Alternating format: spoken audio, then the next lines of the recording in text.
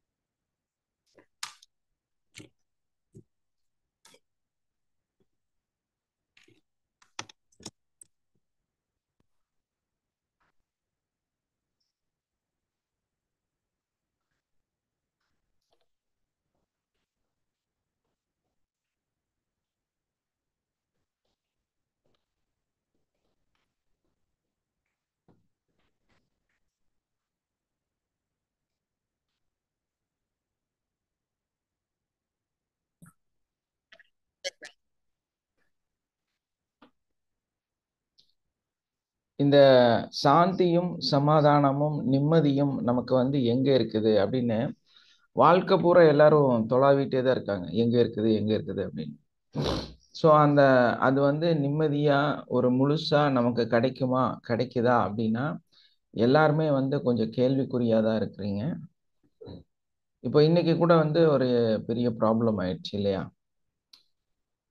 அந்த நம்ம சிஸ்டத்துல இருந்த ஜூமோட ஆப் வந்து அப்டேஷன் ஆயிடுச்சு.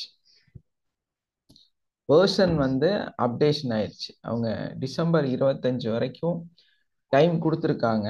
அது வந்து நம்மளோட அந்த பைட் 32 பைட்டில் வந்து நம்மளோடது ஓடிட்டு இருந்துச்சு.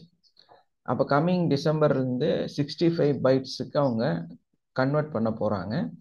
ஸோ அதுக்காக நம்ம பேமெண்ட் பண்ணுவோம்ல, நேற்று தான் பேமெண்ட் எல்லாம் பண்ணோம். பேமெண்ட் பண்ணோடனே அப்டேஷன் போட்டு விட்டாங்க. அப்டேஷன் போட்டு விட்டனால நேற்று நைட்டே எனக்கு ஒரு சந்தேகம் இருந்துச்சு. என்ன நேற்று பார்த்த இந்த ஸ்க்ரீனுக்கு இந்த ஸ்க்ரீன் கொஞ்சம் வித்தியாசமாக இருக்கு.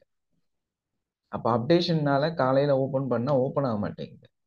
கம்ப்ளீட் வேர்ஷனும் அப்படியே டெலீட் பண்ணிட்டு இன்னும் அந்த டெலீட் பண்ணது கூட கிளியர் பண்ணல, ரீசைக்கிள் பின்ல இருக்கு. ஸோ புது வேர்ஷன் டவுன்லோட் பண்ணி அதை வந்து அப்கிரேட் பண்ணி அதுக்கப்புறமா லாகின் பண்ணி உள்ளே வந்து பார்த்தப்போ தான் இது அப்டேட் ஆயிருக்கு. பார்க்கும்போது கொஞ்சம் கடுப்பாக இருக்கும். ஏன்னு கேட்டிங்கன்னா கட்டமாக இருக்கும். நிறையா கட்டத்தில் பார்க்கும்போது நமக்கே கொஞ்சம் ஒரு மாதிரியாக இருக்கும். யாருமே வந்து வீடியோவில் வர்றதில்லை. அப்போ வீடியோவில் வராதனால இந்த ஸ்கொயராக நிறைய பார்க்கும்போது நமக்கு ஒரு மாதிரியாக இருக்கும். இப்போ வந்து ஸ்கொயராக இல்லை, எல்லா ஸ்க்ரீனில் உங்கள் நேம் ஃபுல்லாக வந்து வருது. சிலரோடது வந்து நேம் வந்து மேலே சின்னதாக வருது. அதே மாதிரி கொஞ்சம் நல்லா தான் இருக்குது, ரொம்ப மோசமாக தெரியல. ஸோ அதுக்கான அந்த டைம் ஒரு அரை மணி நேரம் 3/4 மணி நேரம் வந்து கொஞ்சம் ஒர்க் பண்ண வேண்டியதாயிடுச்சு. ஸோ இப்போ என்னாச்சுன்னா நம்மளோட சாந்தியும் சமாதானமும் போயிடுச்சு இல்லையா? எல்லாத்துக்குமே வந்து ஒரு டென்ஷனாக போச்சு. காலையில் எந்திரிச்சு 6 மணிக்கு அழகா மெடிடேஷன் பண்ணிடலாம் அப்படின்னு ஒரு மனசில் ஒரு திட்டத்தோட காலையில் அந்த மார்னிங் எழுந்திரிச்சு நம்ம அதில் போய் ஜாயின் ஆகும்போது ஜாயின் ஆக முடியல. இங்கேயே சிஸ்டமே ஓப்பன் ஆகலை, அப்புறம் எப்படி உங்களுக்கு நான் அதை கிளாஸாக நடத்த முடியும்? பட் அந்த நம்மளுடைய லாகின் வந்து அப்படியே இருக்கு, அந்த ஆக்சஸ் வந்து நமக்கு அப்படியே இருக்கு. ஏன்னா பெய்டு வெர்ஷன்னால நம்மளுக்கு வந்து அந்த எல்லாமே அப்படியே பக்காவாக இருக்கு. ஆனால் நம்மளால ஓப்பன் பண்ண முடியாது. என்ன காரணம் அப்படின்னா நமக்கு அந்த அப்டேஷன் இல்லாததுனால அது ஓப்பன் ஆக மாட்டேன்ருச்சு. Good morning sir. Very good morning. அப்போ அந்த ஒரு சாந்தியும் சமாதானமும் ஒரு நிம்மதியும் இல்லாமல் நம்ம ஹாப்பியாக இல்லாமல் டென்ஷனுக்குள்ளார வந்துட்டோம். ஸோ இந்த டென்ஷன் வந்து என்ன ஏதுன்னு பொறுமையாக நம்ம அதை பார்த்தோன்னா நம்மளால சரி செய்ய முடியும் இல்லையா?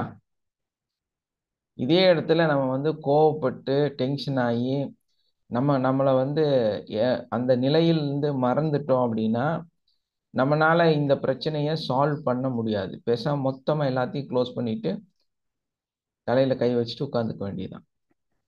அப்புறம் ஏதாவது டெக்னீஷியன் வந்து தான் சரிப்படுத்த முடியும். நம்மளே வந்து போனா சரிப்படுத்த முடியாது. ஸோ அந்த சாந்தியும், அந்த நிம்மதியும், ஒரு தெளிவும், ஒரு புரிதலும் இருக்கிறனால நம்ம என்ன பண்றோம்?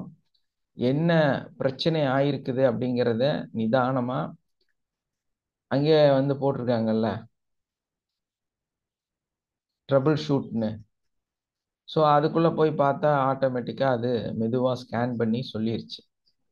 இந்த மாதிரி வெர்ஷன் அப்டேஷனுக்காக Zoom வந்து உங்களை டிஸ்கனெக்ட் பண்ணிட்டாங்க. நீங்க அப்டேஷன் பண்ணி தான் இதுக்குள்ள வர முடியும். அதனால இது ரீஇன்ஸ்டாலேஷன் பண்ணுங்க. உங்க சிஸ்டத்தை ஒன் மோர் டைம் சுவிட்ச் ஆஃப் பண்ணி ஆன் பண்ணுங்க அப்படிங்கிறது அது டீட்டெயில் கொடுத்துருச்சு. ஸோ நாம உடனே வந்து அதை செய்தனால அப்டேஷன் ஆயிடுச்சு. ஸோ அந்த மாதிரி தான் நம்மளோட வாழ்க்கையில நம்மளோட எங்கே நிம்மதி, எங்கே நிம்மதி அப்படின்னு பாட்டு பாடிட்டு சுத்திட்டே இருக்கிறோம் இல்லையா? ஆனா அந்த எங்கே நிம்மதி அப்படின்னா அது எங்கேயுமே நிம்மதி கிடையாது. ஏன்னா ஒரு ஒரு இடத்துலையும், ஒரு ஒரு சூழல்லையும், ஒரு ஒரு நிகழ்வுலையும் ஒரு ஒரு மாதிரி யாருக்கு எஸ்மா வாழ்க வளமுடன்.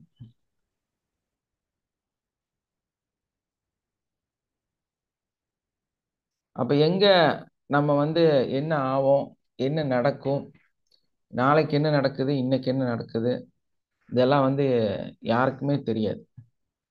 ஆனா ஒண்ணே ஒண்ணு நம்மனால உணர முடியும், ஒண்ணே ஒண்ணு நமக்கு தெளிவா தெரியும். அது என்னன்னு கேட்டிங்கன்னா அந்த ப்ரெசன்ட் மூமெண்ட். இப்போ நம்ம லைஃப்ல என்ன நடக்குது அப்படிங்கிறது நம்மனால ஜட்ஜ் பண்ண முடியும், நம்மனால முடிவெடுக்க முடியும். நமக்கு இதுதான் நடக்குது, நமக்கு இதுதான் ப்ராப்ளம், நம்ம இதுக்குள்ளதான் மாட்டியிருக்கிறோம் அப்படிங்கிறத நம்மனால முடிவெடுத்து அது என்னன்னு பார்க்க முடியும் இல்லையா? அப்போ நம்மனால உணரக்கூடிய ஒரு இடம் எங்கன்னா நம்மளுடைய ப்ரெசன்ட் மூமெண்ட். ஸோ இந்த ப்ரெசன்ட் மூமெண்ட்டை அது என்னவாக வேணாலும் இருக்கலாம். உங்க சூழ்நிலை வந்து மோசமாக இருக்கலாம், ஒரு வைப்ரேஷனான நிலையில் இருக்கலாம், கஷ்டமான நிலையில் இருக்கலாம், உங்களுக்கு நிறைய சங்கடங்கள் இருக்கலாம், பிரச்சனைகள் இருக்கலாம், என்ன வேணாலும் நிகழ்ந்து கொண்டே இருக்கலாம். அப்போ நமக்கு வந்து அந்த ப்ரெசன்ட் மூமெண்ட்டு என்னவா இருக்கு அப்படிங்கிறது தான் ரொம்ப ரொம்ப முக்கியம். அந்த ப்ரெசன்ட் மூமெண்ட்ல நம்ம ரொம்ப ஸ்ட்ரகிள் பண்றோம், நமக்கு வந்து ஒரு மாதிரி வைப்ரேட் ஆகுது அப்படிங்கும்போது இதை வந்து நம்ம இன்னொரு வகையில பார்த்தோம்னா நம்மளுடைய சயின்ஸ் ரிலேட்டடா, மெடிசன் அந்த ரிலேட்டடா நம்ம பார்த்தோம்னா நம்மளுடைய ப்ரெசன்ட் மூமெண்ட்டை நம்மளால கண்ட்ரோல் பண்ண முடியலன்னா நமக்குள்ள என்ன பிரச்சனை நடக்குது அப்படின்னு பார்க்கும் பொழுது நமக்கு வந்து அந்த லிவர் டிஸார்டர், லிவர்ல வந்து சில நோய்கள் ஏற்படுது. இதுதான் உண்மை. உங்களுக்கெல்லாம் எந்த அளவுக்கு தெரியும் தெரியல. நமக்கு வந்து ஏன் ப்ரெசன்ட் மூமெண்ட்டை சரியாக கையாள முடியல அப்படின்னா உங்களுக்குள்ளார உங்களுடைய லிவர் சரியா இல்லைன்னு அர்த்தம். அது என்ன, லிவர் சரியா இல்லாததுக்கும் ப்ரெசன்ட் மூமெண்ட் சரியா இல்லாததுக்கும் ஒரு கனெக்ஷன் இருக்குதா அப்படின்னா இந்த லிவர்ல அந்த லிவரை சார்ந்த சில விஷயங்கள் இருக்கு இல்லையா? பித்தப்பை இருக்குது. இந்த லிவரோட முக்கியமான செயல்பாட்டை, எஸ் சார், செயல்பாட்டை கண்ட்ரோல் பண்ணக்கூடிய இன்னொரு விஷயம் என்னன்னா நம்மளுடைய அந்த கேல் பிளாடர் அப்படின்னு சொல்றது. இந்த கேல் பிளாடர் வந்து பெர்ஃபெக்டா வேலை செய்யுது அப்படின்னா அது எங்க பிரதிபலிக்கும் அப்படின்னா அப்டமன், வயிறுல வந்து அது வந்து பிரதிபலிக்கக்கூடியதாக இருக்கு. ஸோ இந்த 3 உறுப்பும் வந்து எப்போ சமநிலையில இருக்குதோ அப்போ உங்களுடைய மனநிலை சமநிலையில இருக்கும். இதுதான் உண்மை. இந்த 3 உறுப்பையும் எப்படி பாதுகாப்பது அப்படிங்கிறது நமக்கு தெரியும். அப்ப அந்த ப்ரெசன்ட் மூமெண்ட் நீங்க நல்லா என்ஜாய் பண்ணி உங்களுடைய மனசை வந்து சுத்தமா நல்லா வச்சுட்டீங்கன்னா இந்த 3 உறுப்பு நல்லா இருக்கும். அப்ப அப்படி எப்படி அது அப்படின்னா இப்போ நல்லா சந்தோஷமா ஒரு பார்ட்டியில நீங்க ரொம்ப விரும்பின சாப்பாட்டை பிரியப்பட்டு சாப்பிட்றீங்க. அப்ப என்ன நடக்குது? உங்க மனசு ரொம்ப சாந்தி அடையுது இல்லையா? உங்களுக்கு அந்த சந்தோஷ குதூகலம் இருக்குது. அந்த பார்ட்டில நீங்க வந்து ரொம்பவுமே ஒரு நல்ல ஃபீல்ல வந்து இருப்பீங்க. அந்த பார்ட்டி முடிச்சதுக்கு அப்புறம் நீங்க போய் படுத்து தூங்குனாலும் நல்லா தூங்குவீங்க. எந்த விதமான மன குழப்பமும் உங்களுக்கு இருக்காது. உங்க மனசு அவ்வளோ சந்தோஷமா இருக்கும். இந்த மனசு சந்தோஷமா இருக்கறனால, டைஜெஷன் அன்னைக்கு ரொம்ப நல்லா இருக்கும். வயிறுல எந்த பிரச்சனையும் இருக்காது. அதே மாதிரி தான் பிபி, கொலஸ்ட்ரால் மேபி உங்களுக்கு இருந்திருந்தாலும், அந்த சந்தோஷமான பார்ட்டியில கொஞ்சம் அதிகமாவே ஃபுட் எடுத்துட்டு வந்திருந்தாலும், உங்களுக்கு எந்த பிரச்சனையும் இருக்காது. நீங்க நல்லபடியா தூங்கிட்டு இருப்பீங்க. இதே வந்து அதே பார்ட்டியில ஒரு சண்டை ஆயிருச்சு. ஒரு பிரச்சனைய நீங்க அணுக வேண்டிய ஒரு சூழல் உங்களுக்கு வந்துருச்சு. அந்த சூழல் வந்து ரொம்ப படபடப்பாக மாறிருச்சு. அப்ப என்ன ஆகும் அப்டின்னா, உங்களுடைய வயிறு ஏதாவது ஒரு ப்ராப்ளத்த கிரியேட் பண்ணிரும். உங்களோட பிபி ரொம்ப ஹையா இருக்கும். உங்களுடைய லிவர் பாதிக்கப்படுவதால் உங்களோட கை, கால்ல நடுங்க ஆரம்பிச்சுரும். இந்த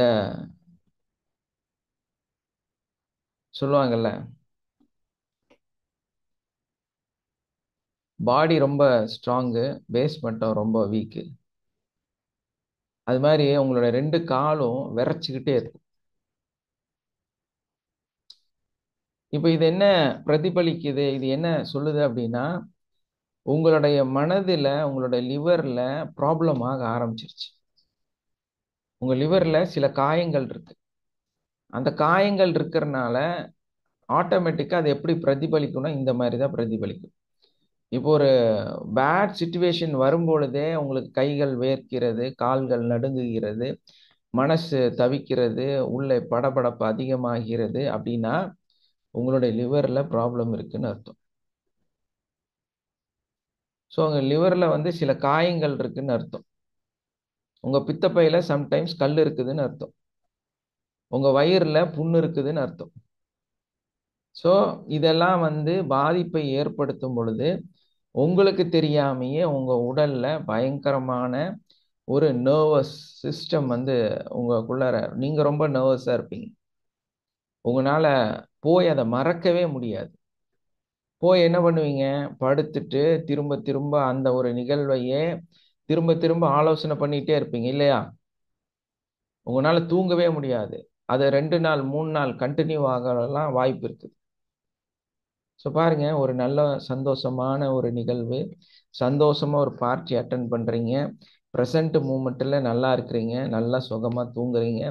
உங்க எந்த அவயங்களும் வந்து எந்த பாதிப்புக்கும் உள்ளாகல. நீங்க நல்லா இருக்கீங்க. ஆனா அதே டைம்ல உங்களோட அதே சிச்சுவேஷன் மோசமாக மாறுகிறது. உங்கனால தூங்க முடியல ஃபர்ஸ்ட் விஷயம். 2வது அதே நிகழ்வு ரிப்பீட்டடா வந்துகிட்டே இருக்குது. Over thoughts, over thinking. Very good morning. Over thinking. இது உங்கள வந்து ஆட்கொள்ளுது. உங்கனால வந்து எதையும் தெளிவான ஒரு முடிவெடுக்க முடியல. படபடப்பு. என்ன செய்யலாம்? அப்புறம் என்ன செய்யலாம்? நாளைக்கு அவன என்ன பண்ணலாம்? அதுக்கு என்ன மூவ்மென்ட்? இல்ல இந்த மாரி பிரச்சனை ஆயிருச்சு. நாளைக்கு எப்படி அங்க அணுகுறது? எவ்வளோ செலவாகும்? அப்படியே ஒரு நிம்மதி இல்லாத ஒரு இடத்துக்கு வந்து நீங்க தள்ளப்படுறீங்க. இது உடல் ரீதியா பார்க்கும் பொழுது உங்களுடைய கல்லீரலில் காயங்கள் ஏற்பட்டுருச்சு.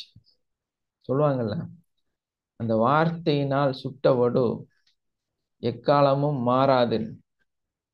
அந்த மாரி நம்மளோட லிவர்ல தான் அந்த வடுவெல்லாம் உழுகுது. நமக்கு தெரியல. கல்லுல தான் செதுக்குவாங்க, கல்லுல தான் எழுதுவாங்க அப்படின்னு நெனச்சுட்டு இருந்தோம். இல்லையா? ஆனா நம்ம லிவர்லயும் நம்ம எழுதுறோம் உட்கார்ந்து. நம்ம ப்ராப்ளத்த, நம்மளோட பிரச்சனைய நம்ம என்ன பண்றோம்? கல்லீரலில் கல்லு தான் போடுறோம். அதுவும் ஈரல். கல்லுல வந்து பதிக்கிறோம். அதே மாதிரி உங்க உடல்ல வந்து கல்லாக இருக்கக்கூடிய அந்த லிவர்ல உங்களோட ப்ராப்ளத்த பதிப்பீங்க. அந்த அடிச்சு அதுல காயத்தை ஏற்படுத்தும் பொழுது அது காயம் தானே?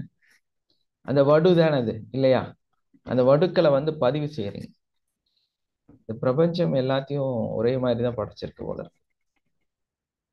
ஏன்னா வெளியே இருக்கக்கூடிய பதிவுகள் கற்களில் பதிக்கப்படுது, உள்ள பதிவுகள் கல்லீரலில் பதிக்கப்படுகிறது இல்லையா? நம்ம ஸ்கேன் பண்ணி பார்த்தா தெரியும், அதுல கோடு கோடா காயமாயிருக்கும் லைட்டா. சம்டைம்ஸ் வந்து பஸ் செல்ஸ் கூட இருக்கும் அதுல, லிவர்ல. வெளியே எப்படி ஒரு சதை உங்களுக்கு தெரியுதோ அதே மாதிரி தான் லிவர் உள்ள. ஸோ அந்த லிவர்ல வந்து ஏதாவது பிரச்சனைகள் வந்திருக்கலாம், அந்த மாதிரி காயங்கள் வந்திருக்கலாம். இதுக்கெல்லாம் காரணம் என்னன்னா உங்களுக்கு மனசுக்குள்ளார அந்த ஒரு சாந்தியும் சமாதானமும் உங்களுக்கு இல்லை,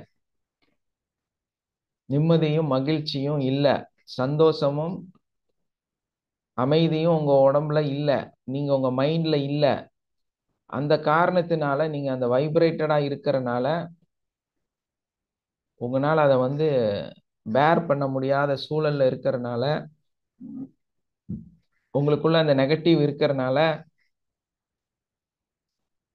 உங்க வாழ்க்கையே வந்து சூன்யமாக மாறுகிறது. உடல் வந்து நோயாக மாற ஆரம்பிக்கிறது. ஒரு சாதாரண கோபம், ஒரு சாதாரண வெறுப்பு, பாத்தீங்களா? நிறைய பேர் நல்லா தான் இருப்பாங்க, திடீர்னு ஏதோ ஒரு சூழல்ல லிவர் சிரோசிஸ். ஆக்சுவலா லேடிஸ் லிவர் சிரோசிஸ். பாவம் அவங்க அவங்க வாழ்க்கையில எந்த விதமான ஒரு தவறான விஷயங்களை செய்யாத நல்ல ஒரு ஆள். அவங்களுக்கு அந்த லிவர் சிரோசிஸ் அப்படின்னு சொல்லக்கூடிய ஒரு கேன்சர் போன்ற ஒரு நோய் எப்படி ஏற்படுது அப்படின்னா, தொடர்ந்து அவங்க மனசுல வந்து அந்த இயலாமை, மெயின் கான்செப்ட் அதுதான். ஒரு கோபத்துக்கு பின்னாடி இருக்கக்கூடியது ஒரு ரொம்ப முக்கியமான விஷயம்னா இயலாமை. உங்களுக்கு ஒரு விஷயம் முடியலன்னு வைங்களேன், நம்ம என்ன பண்ணுவோம்? கோவப்படுவோம். உண்மையா தாங்க, உண்மையிலே அதுதான். நமக்கு ஒரு விஷயம் வேலை நடக்கலைனாலோ, நம்மனால ஒரு விஷயம் செய்ய முடியலனாலோ நம்ம கோவப்படுறோம். இதுதான் உண்மை. கோபத்துக்கு பின்னாடி இயலாமைங்கிற ஒரு பொருள் தான் இருக்குதே தவிர வெற்றியின் ஒரு பொருள் வந்து கிடையாது. வெற்றிக்கு பின்னாடியோ இல்ல வீரத்துக்கு பின்னாடியோ சந்தோஷம் தான் இருக்கு. இயலாமைக்கு பின்னாலதான் கோபம் இருக்கு. நிறைய பேருக்கு இந்த விஷயம் தெரியறது இல்லை. உங்களோட இயலாமையின் காரணத்தினாலதான் நீங்க கோபப்படுறீங்கிறதே உங்களுக்கு புரியல. உங்க வீட்டுக்காரமாட்ட நீங்க பயங்கரமா கோவப்பட்டு சண்டை போடுறீங்க, என்ன தெரியுமா? அவங்கள சொல்லி புரிய வைக்க முடியல அவருனால. அவங்க எதையும் கேட்கிற மாதிரியே இல்லை. அத எப்படி வெளிப்படுத்துறது, எப்படி வந்து அத சொல்றதுன்னு தெரியாம அந்த ஒரு தவிப்புனாலதான் அவர் என்ன பண்றாரு? பயங்கரமா கோவப்படுறாரு. என்ன கோவப்படுறாரு? ரொம்ப அதிகமா கோவப்படுறாரு. ஏன்னா கண்ட்ரோல் பண்ண முடியல. பிரச்சனை என்ன? கண்ட்ரோல் பண்ண முடியல அப்படிங்கிறது தான் ப்ராப்ளம். அப்போ இயலாமை என்னோட உண்மை தன்மை என்னன்னா கோபம். நம்ம நினைச்சுக்கிறோம் கோபமா இருந்தா பயங்கர ஸ்ட்ராங்கா இருக்கிறோம் அப்படின்னு. அப்படி இல்லை. உங்களால ஒரு விஷயத்த ஒழுக்கமா செய்ய முடியலன்னு அர்த்தம். அப்ப நம்ம ரியலைஸ் பண்ண வேண்டியது என்ன? எனக்கு கோபம் வருதா, அப்ப என்னால வந்து அவங்கள கண்ட்ரோல் பண்ண முடியல. நான் ஒருத்தர் மேல கோவப்படுறேனால காரணம் என்ன? நீங்க சொன்னது அவங்க கேட்கலன்னு அர்த்தம். உங்களால அவங்கள உங்க கண்ட்ரோல்குள்ளார கொண்டு வர முடியலன்னு அர்த்தம். அதனாலதான் நீங்க பயங்கரமா கோவப்படுறீங்க. உங்க கோபம் எப்ப அதிகமாயிட்டே போகும்? அவங்க ஆப்போசிட்ல பேசிட்டே இருந்தா கோபம் அதிகமாயிட்டே இருக்கும். அவங்க உங்ககிட்ட ஆப்போசிட்டா பேசுறாங்கன்னா என்ன அர்த்தம்? சார் இது 100% ட்ரூ சார். நான் இதுதான் ரியலைசேஷன் பண்ணிட்டு இருக்கேன் வாழ்க்கையில. எஸ் நான் எஸ். எது சொன்னாலும் அதுக்கு ஆப்போசிட் தான் ஒரு நம்ம நல்லபடியா சொன்னா கூட அது நீ தான் கேட்கல, நீ தான் கேட்கல. ஏதாவது வேண்டாத விஷயத்தெல்லாம் நம்ம கேட்கலன்னு சொன்னா அது வந்து நம்ம தப்பா அவர் தப்பா சார் அது? அஹ், இல்ல அது அஹ், அவரோட தப்பு. எதிர்பார்த்தது கிடைக்கலைனாலும் கோவம் வருங்க சார். அதான் நான் இயலாமை. வீட்டு ஒண்ணு எதிர்பார்க்கிறேன், கிடைக்கல. கோவம் சார் வரதான் செய்யுதுங்க. அல்லாஹ்வின் அருளால் எல்லாம் நல்லபடியா இருக்கு சார். அப்போ இன்னும் எதிர்பார்ப்புன்னா என்ன பண்ண முடியும்? ஆமா. இல்ல நம்மளோட எல்லாம் மொத்தமா ஒரு நம்மனால இயலாமையில இருக்கோங்கிறது தான் அது பிரதிபலிச்சுக்கிட்டே இருக்கு. சார் அவர் லோன்லியாவே இருப்பேன், நான் லோன்லியாவே இருக்கிறேன்னு சொல்லி அதை ஃபீல் பண்ணா நம்ம என்ன சார் பண்ண முடியும்? எல்லாருடையும் மிங்கிலே ஆக மாட்டாருன்னா அதுவும் அவர் ப்ராப்ளம் தானே அது. அதுக்கும் கண்டிப்பா. கோவப்பட்டாருன்னா நம்ம என்ன பண்ண முடியும்? இல்ல அந்த புரிதல் வரும்போது அவங்க அதுல இருந்து வெளியே வந்துருவாங்க. புரிதல் இல்ல அப்படிங்கும்போது அதை நினைச்சு ரொம்ப கஷ்டப்படுறாங்க. ஆமா சார், அதே ஒரு அ- டிப்ரெஷன் அ- தான் சார். அவங்களுக்கு என்னன்னா தன்னால சாதிக்க முடியல அப்படிங்கிற ஒரு ஈகோ தான் மெயின் பிரச்சனை. டிப்ரெஷன், தாழ்வு மனப்பான்மை, இது உள்ள இருக்கிறனால என்ன பண்றாங்க அப்படின்னா அதை வந்து கோபமாக காமிக்க ஆரம்பிக்கிறாங்க. அது உள்ள அவருக்கு தானே இந்த ஸ்பாயில், ஹெல்த் ஆமா அது ஸ்பாயில். கண்டிப்பா அவங்க உடம்புலதான் லிவர் பாதிக்கும், அங்க சிரோசிஸ் வரும், கோடு வரும், பிரச்சனை வரும். எல்லாரும் வந்து எதை தினம் இல்ல சார், அது இல்ல, தினம் தினம் எதையாவது நினைச்சுக்கிட்டு கோவப்பட்டே இருந்தா சொல்யூஷனே இல்லை. நமக்கு இந்த தேடவே முடியல. ஆமா. விட்டுறது எப்படியாவது போங்கன்னு. அதுதான் கரெக்ட். 100% ட்ரூ. என் லைஃப்ல நடக்கிறத அப்படியே சொல்றீங்க சார். தேங்க்யூ. எஸ், தேங்க்யூமா, தேங்க்யூ. அப்போ அந்த நம்மளுடைய கோபம் வந்து நம்மளோட இயலாமையின் பிரதிபலிப்புங்கிறதே தெரிய மாட்டேங்குது. நம்ம கோவப்படும் போது என்ன நினைக்கிறோம் அப்படின்னா, நான் வந்து கெத்து, நான் வந்து பயங்கரம், அவங்கள வந்து ஆட்கொள்றேன் அப்படின்னு நினைக்கிறேன். ஆனா நம்ம ரியலைசேஷன் பண்ணி நம்ம ஆப்போசிட்ல உட்காந்து தெளிவா பார்க்கலாம். உன்னால என்ன கண்ட்ரோல் பண்ண முடியல. உனக்கு ஏன் என் மேல கோபம் வருதுன்னா, நான் உனக்கு அடி பணிய மாட்டேங்கிறேன் அப்படிங்கறதுனால நீ எனக்கு கோவப்படுற. ஸோ நான் ரொம்ப ஹைலி ரிச்சா இருக்கிறேன், நீ வந்து ரொம்ப புவரா இருக்கிற அப்படிங்கிறது வந்து நமக்கு தெளிவாகுது இங்க. அப்போ நம்ம இதுதான் சார் நடக்குது. இதுதான் நடக்குது. நமக்கு என்னதான் நம்ம இது பண்ணாலும் பணியுறது இல்ல. அதனால நம்ம விட்டுட்டோம்னா ஆட்டோமேட்டிக்கா பணிஞ்சிடுவாரு, அவ்வளவுதான். ஆமா. அப்போ நம்ம என்ன பண்றோம் அப்படின்னா, சில இடங்கள்ல சில பிரச்சனைகள் அடுத்த அடுத்த கட்டத்துக்கு போகாம இருக்கணும் அப்படின்னா, நம்ம வந்து அவங்களோட அந்த எதிர்பார்ப்பு என்ன நமக்கு புரிஞ்சுட்டு, ஏன்னா கணவன் மனைவி தானே, குடும்பத்துல இருக்கிறவங்க, ரிலேஷன்ல இருக்கிறவங்க, நம்ம கூட இருக்கிறவங்க, அப்போ அவங்களோட எதிர்பார்ப்புகளுக்கு நம்ம கொஞ்சம் அப்படி இணங்கும் பொழுது அவங்க சரியாயிருவாங்க. ஸோ அவங்க எதிர்பார்ப்புகளை வந்து நம்ம அவங்களுக்கு கொடுக்கும் பொழுது அது சரியாகும். ஸோ உண்மையிலே வந்து கோபக்காரர்கள் கோபமா இருக்காத சொல்லுவாங்கல்ல, கோபக்காரனுக்கு புத்தி மட்டு இல்லையா. அதே டைம்ல வந்து எங்க நிறைய கோபம் இருக்குதோ அங்கதான் நிறைய பாசம் இருக்குன்னு சொல்லுவாங்க. பாத்தீங்களா, ரெண்டையுமே சொல்லி வச்சிருக்காங்க. எங்க அதிகமான கோபம் இருக்குதோ அங்கதான் அதிகமான பாசம் இருக்கும் அப்படிம்பாங்க. ஏன்னா ரியலா என்ன தெரியுங்களா, அவர் கோவப்படுற காரணமே அவருக்கு வந்து பாசம் கிடைக்கலைங்கிறதுனாலதான். உங்க மேல ஏன் கோபமா இருக்காங்கன்னா, நீங்க அவரை சரியா கவனிக்கலைன்னு அர்த்தம். அதாவது அவரை வந்து சார் எல்லாம் நல்லா தான் கவனிக்கிறோம் சார். இல்ல இப்ப இல்ல என்ன அப்படி. சொல்லிட்டு இருக்காரு நேத்து சார்? ம் ம். ரெண்டு மருமகளும் ஊர்ல இருந்து வர போறாங்க, அதுக்கு சொல்றாரு நான் அவகிட்ட பேச மாட்டேன், நான் இவகிட்ட பேச மாட்டேன், அவளுக்கு கொழுப்பு இவ கொழுப்புன்னு சொல்லிட்டு நான் சொன்னேன், வர்றாங்க நம்ம ஒரு மாசத்துக்கு வராங்கன்னா பாசமா இருந்துட்டு நம்ம நல்லதை தான் செய்யணும். அதை தானே விலைக்கு விதைக்கணும். நம்ம என்னத்துக்கு நீங்க அந்த ஒரு நெருப்பியை காட்டுறீங்க? இது சொன்னா ஒரே கோவப்படுறாரு சார். அவ அப்படி சொன்னா, அவ இப்படி சொன்னா, எனக்கு மரியாதை செய்யல அவ, எவ்வளவு ம். கோவமா இருந்தா ஒரு மாசமா அவ, அதே கடைசி நான் நினைச்சிட்டு புலம்புன்னு புலம்புறாரு சார். வந்த அதெல்லாம் நம்ம என்ன அப்புறம் சார் பண்ண முடியும்? வந்த எல்லாம் அப்புறம் அதெல்லாம் சரியாயிருவாரு. அது நல்லா பேசுறாரு சார். மகளையோட ஜாஸ்தியா பாசம் எல்லாருமேலயும். ஆனா ம். பின்னாடிதான் என்கிட்ட அந்த டிராமா போட்டுட்டு இருப்பாரு சார். அது என்னன்னா, தான் வந்து ரொம்ப ஹை லெவல்ல இருக்கிற மாதிரி உங்ககிட்டயே காமிச்சுக்கிறாரு, அவ்வளவுதான். அதெல்லாம் ஹை லெவல் தான் சார். நல்ல இல்ல மென்டாலிட்டி, நல்ல அதுதான், ரிச் எல்லாம் இருக்கு சார். அந்த இதை வந்து நான் அந்த மாதிரி இருக்கிறேன், எனக்கு வந்து தனியா ப்ரௌட் இருக்குங்கிறத வந்து ப்ரூஃப் பண்றதுக்கு முயற்சி பண்றாங்க. ஆனா ஃபேமிலிலேயே நல்ல ப்ரௌட் அவர் தான் சார். எஸ், இருந்தாலும் அவங்க இன்னும் அதிகமா எக்ஸ்பெக்ட் பண்ணா என்ன பண்ண முடியும் சார்? இல்ல அதுதான் அதோட உண்மை தன்மை. அந்த அதை வந்து விட்டு கொடுக்கறதுக்கு மனசு இல்லை.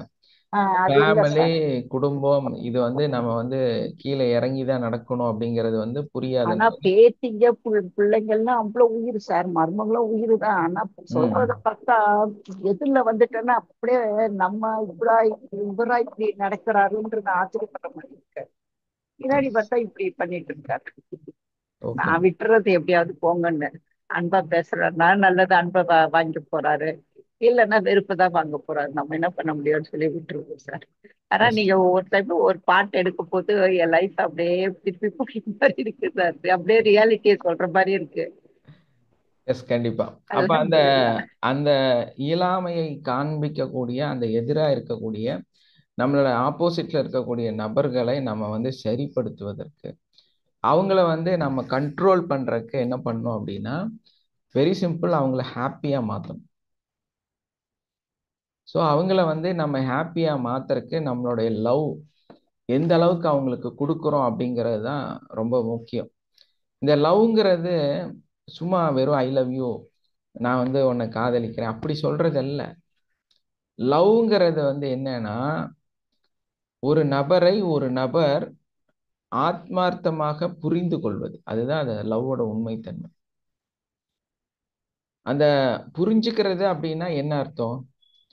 இப்போ இதுக்கு வந்து ஒரு சிம்பிளா சொல்லணும்னா, ஒரு குழந்தை வந்து ஒரு 3.5 வயசு 4 வயசு குழந்தை ஓடிட்டு இருக்குது. ஏன்னா அப்பதான் அது நடக்க ஆரம்பிச்சிருக்கும் இல்லையா? அப்போ ஒரு 800 பவுல் ஒன்று நீங்க ரொம்ப அழகா இருக்குன்னு சொல்லி வாங்கி கொண்டு வந்து உங்க அந்த டிவி டேபிளுக்கு மேல வச்சிருக்கிறீங்க. அதை வந்து ஒரு கிளாத் போட்டு அதுக்கு மேல வச்சிருக்கிறீங்க. கிளாத் வந்து கீழே தொங்கிட்டு இருக்கு. இந்த குழந்தை வந்து அந்த மேல இருக்கிற பவுல கூட பார்க்க முடியாது. ஆனா அது ஓடி வந்து அந்த கிளாத்தை இழுத்துருச்சு. அப்ப என்ன ஆகும்? அந்த பவுல் மேல இருந்து கீழே விழுந்து உடைஞ்சிரும். இப்ப நீங்க ஓடி போய் பவுலை காப்பாத்துவீங்களா, குழந்தையை காப்பாத்துவீங்களா? குழந்தைய ஏன்? குழந்தை மேல வந்து அதிக பாசம் இருக்கு. பவுல்ல வந்து நம்ம அப்படி நினைக்க மாட்டோம். ஆமா, இப்ப குழந்தைக்கு வந்து அந்த பவுல்ல இருக்கிற கண்ணாடி சில் வந்து மேல விட குத்திரக்கூடாது, ஏதோ ஆபத்து வந்துடக்கூடாதுன்னு சொல்லி நீங்க பாதுகாக்கிறீங்க. இதே இடத்துல ஒரு 28 வயசு பையன், இல்லைன்னா வந்து உங்களுக்கு சம்மந்தம் இல்லாம மேபி யாரோ, நீங்க வந்து உங்களுக்கு கீழே இருக்கக்கூடிய ஒரு நபர், அவங்களோட ஒரு குழந்தைய யாரோ இருக்காங்க, அவங்க வந்து இந்த வேலையை செய்யறாங்க. நீங்க என்ன பண்ணுவீங்க? பவுலை காப்பாத்துவீங்களா, அவங்கள காப்பாத்துவீங்களா? பவுல் உடைச்சிட்டாங்கன்னு கோவப்படுவோம். எஸ். மேபி பவுல் பக்கத்துல இருந்தீங்கன்னா பவுலை காப்பாத்துறதுக்கு தான் ஓடுவீங்க இல்லையா? பவுலை காப்பாத்துறதுக்கு தான் ஓடுவோம், அவங்கள காப்பாற்ற மாட்டோம்.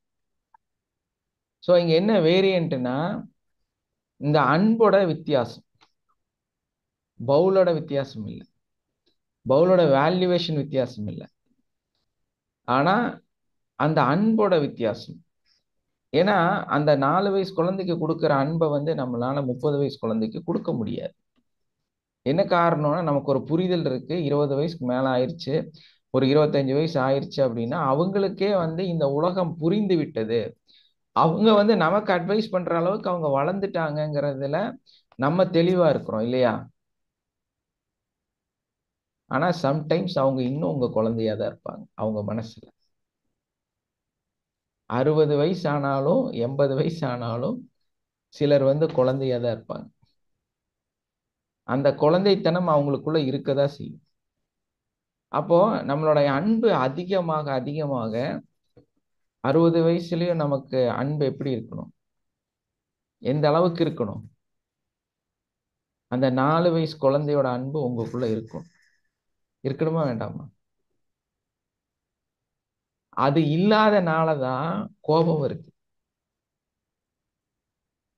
அது குறைஞ்சனாலதான் பிரச்சனையே ஸ்டார்ட் ஆகுது. அவருக்கு 60 வயசு இருந்தாலும் நீங்க 4 வயசு குழந்தைய பாக்குறீங்க. உங்களுக்கு கோபம் வருமா, பாதுகாக்கணுங்கிற எண்ணம் வருமா? பாதுகாக்கணுங்கிற எண்ணம் வரும்.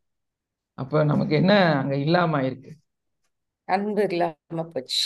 எஸ். 4 வயது குழந்தை மேல இருக்கிற அன்பு மாதிரி இல்லாம போச்சு. ஆமா.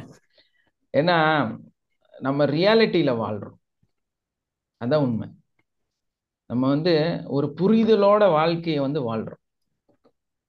ஏன்னா நமக்கு நிறைய விஷயங்கள் வந்து நம்ம கத்துக்கிட்டு வாழ்றோம். அதனால இந்த வயசுல இருக்கிறவர் இப்படி இருப்பாரு, இந்த வயசுல இருக்கிறவங்க இந்த இதுல இருப்பாங்க அப்படின்னு நினைக்கிறோம். ஆனா நான் நிறைய ஒரு விஷயம் வந்து என் லைஃப்ல நான் பார்த்ததும், நான் தெரிஞ்சதும், படித்ததும், புரிந்ததும் அப்படின்னு சொன்னா, உங்க குழந்தை எத்தனை வயசானாலும் உங்க குழந்தை தான். அதுல எந்த மாற்றமே கிடையாது.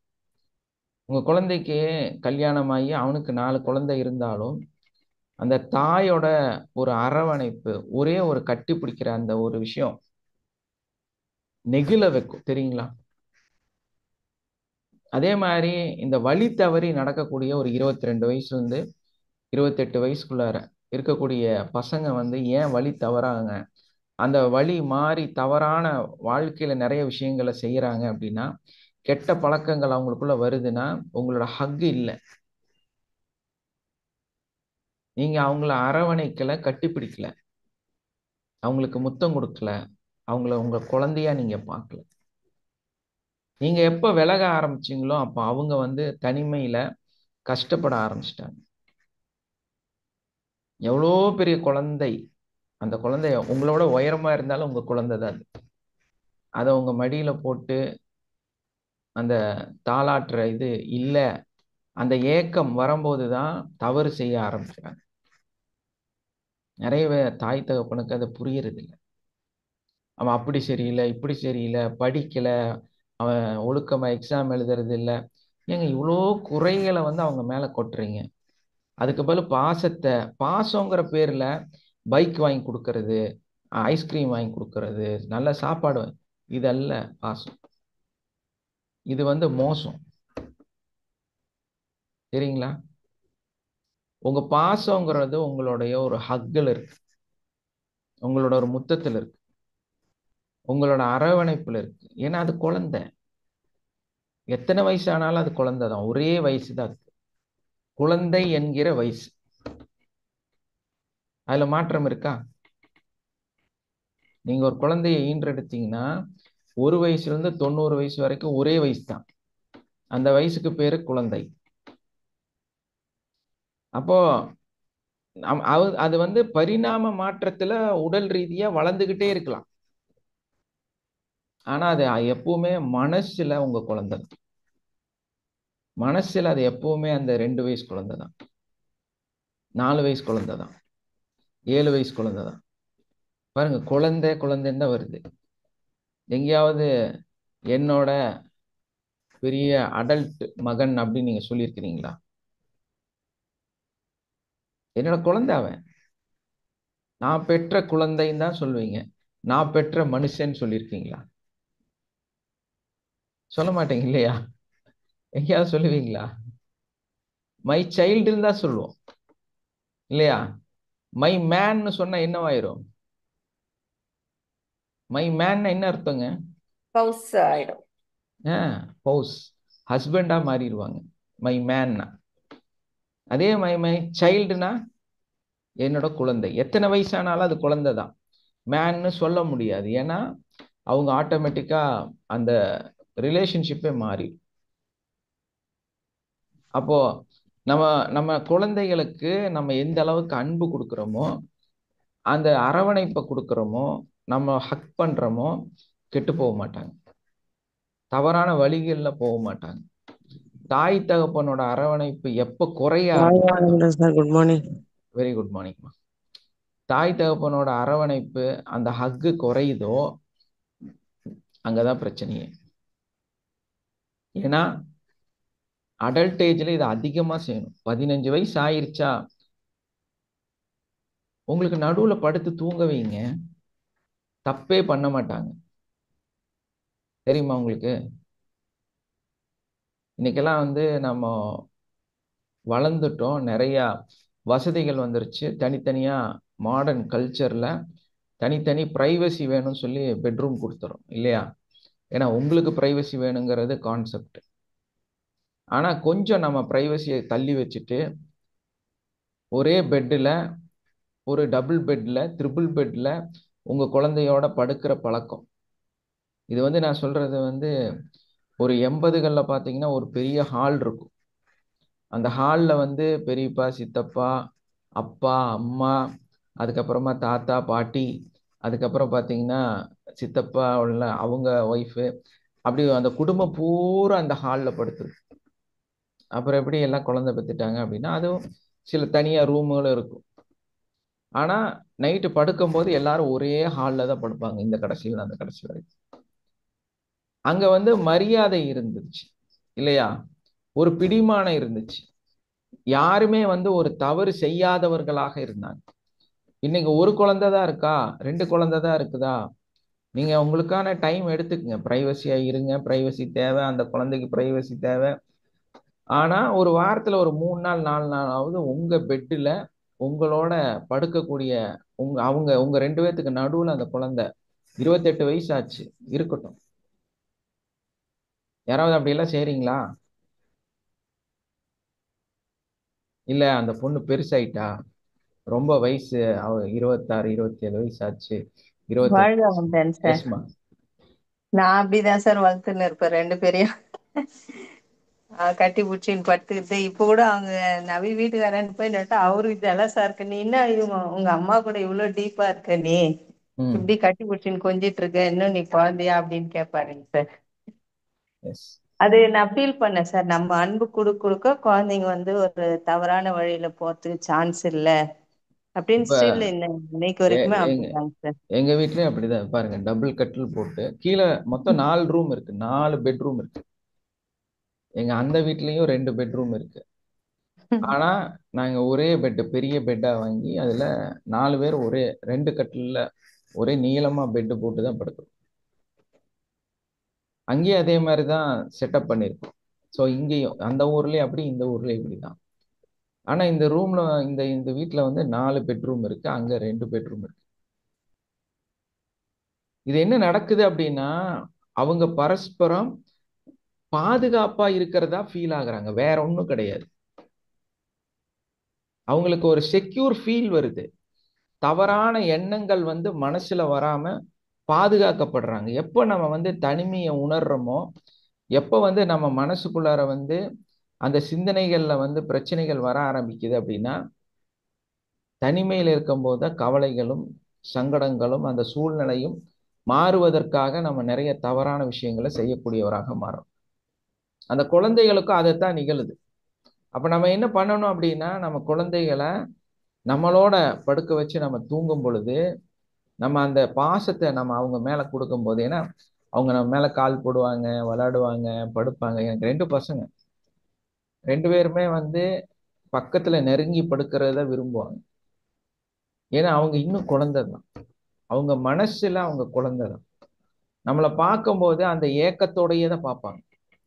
அந்த நம்ம வந்து ஒரு அவங்க என்னதான் சம்பாதிச்சாலுமே, என்னதான் ஒரு நல்ல வாழ்க்கையை வாழ்ந்தாலுமே, என்னதான் அவங்களுக்கு 2 குழந்தை இருந்தாலுமே, அந்த அப்பாவு அம்மா கிட்ட இருந்து ஒரு 50 ரூபா வாங்குறது, நம்ம அவங்களுக்கு ஊட்டி விடுறது, அவங்க வந்து அந்த பக்கத்துல வந்து உட்கார்றது, இதெல்லாம் வந்து ஒரு மிகப்பெரிய மனரீதியான விஷயங்களை வந்து அவங்களுக்கு சரிப்படுத்தக்கூடியதாக நல்ல குழந்தைகளை வளர்ப்பதற்கான வழிகள் இதுதான். நீங்க நிறைய காசு கொடுத்து பொருள்கள் வாங்கி கொடுக்கறனால எந்த மாற்றமும் உங்க குழந்தைகளுக்குள்ள வராது. நீங்க எவ்வளோ பெரிய கான்வென்ட்ல போய் படிக்க வச்சாலும் உங்களுக்குள்ள அந்த குழந்தைங்க வந்து பாசத்தை வந்து கொடுக்க மாட்டாங்க, வராது. அவங்க தனிமையில, கஷ்டத்துல, துக்கத்துல, கவலையில தான் இருப்பாங்க. அவங்களுக்குள்ள எப்பவுமே அந்த பிரிவுகள் வந்து பிரச்சனைகளை உருவாக்கிக்கிட்டே இருக்கு.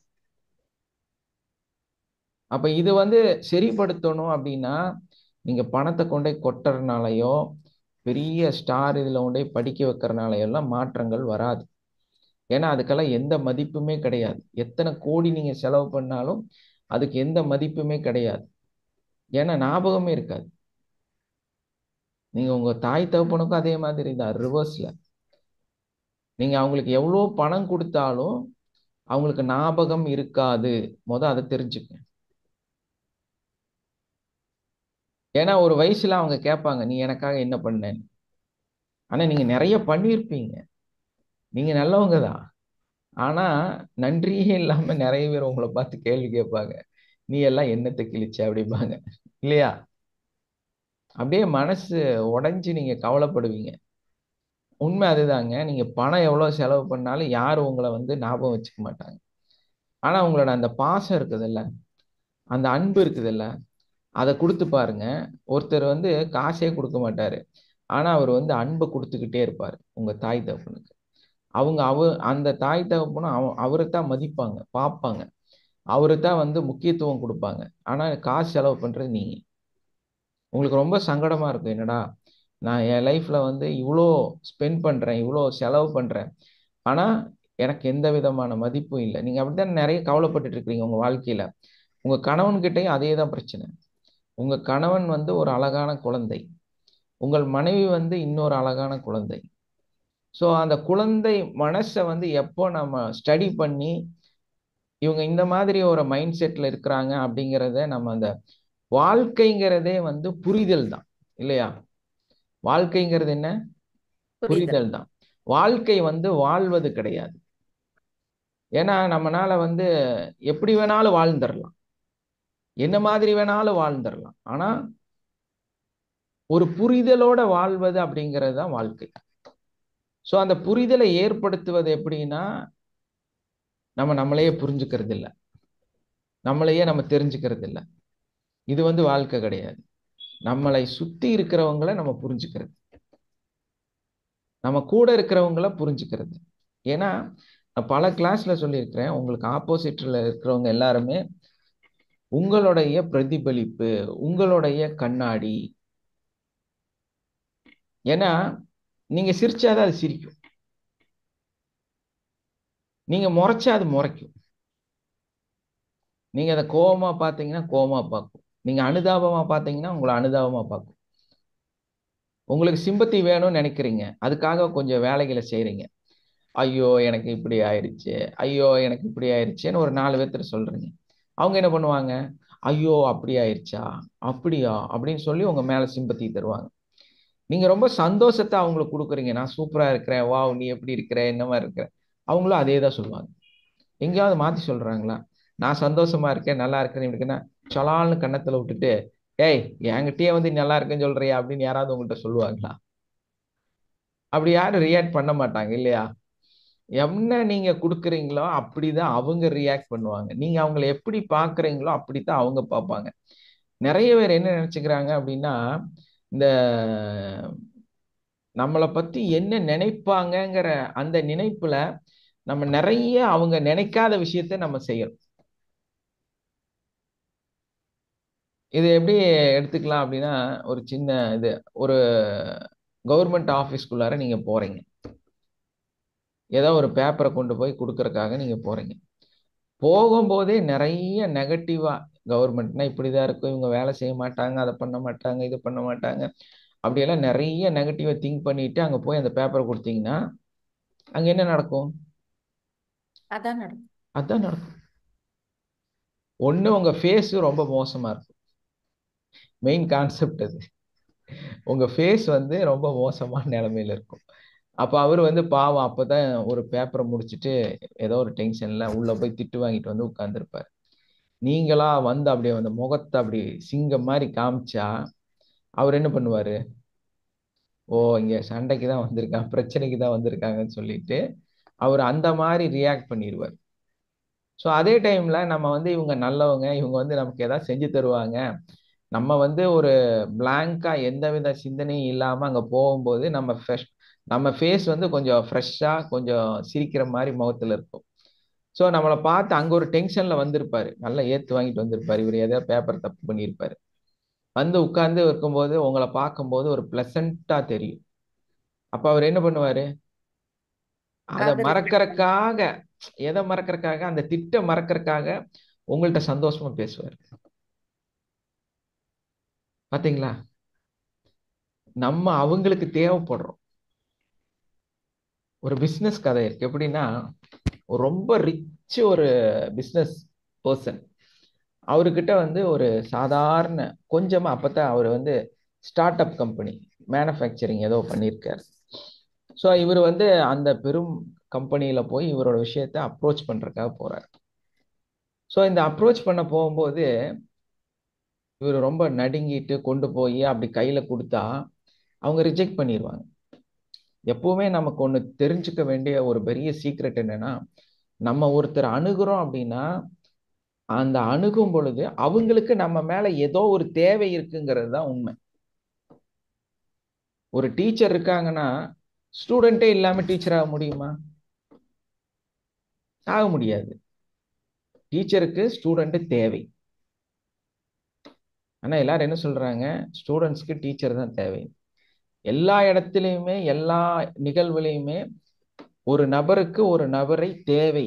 அது வந்து நம்ம தெளிவா புரிஞ்சுக்கணும். ஒரு டாக்டர் வந்து டாக்டர் ஆகணும்னா பேஷண்ட் வேணும். பேஷண்ட்டே இல்லாம ஒரு டாக்டர் ஆக முடியுமா? ஒரு தாய் வந்து தாயாக மாறணும்னா குழந்தை வேணும். தாய் வந்து பெருமையெல்லாம் கொள்ள முடியாது. ஏன்னா அந்த குழந்தை கிடைக்கலன்னு நீ தாயே இல்லை. எவ்வளோ பேர் மோசமான நிலைமை பார்த்தீங்களா?